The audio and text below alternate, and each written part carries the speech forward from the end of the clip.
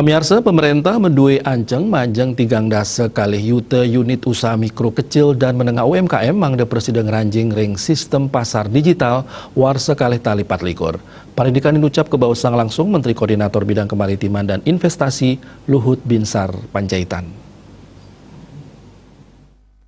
Indek anceng tigang dasa kali yute UMKM ngeranjing sistem pasar digital tatkala peluncuran Gerakan Nasional Bangga Buatan Indonesia utawi Gernas BBI, ragam Aceh ring Banda Aceh, anut skadiga teresani kepulih saking kantor berita antara.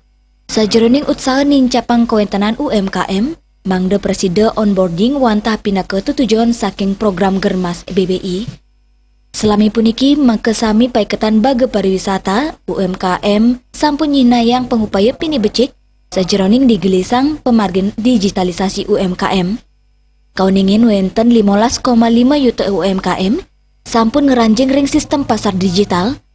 Kerja tim pariwisata wiaden UMKM Indonesia kutreksain sampun memargi antar Gernas BBI ragam Aceh pinakepahan pengelantur saking program Gernas BBI sane sampun kelaksanaan dawak warsa kali-kali das sane lintang untuk nincapang kuentanan potensi UMKM Indonesia.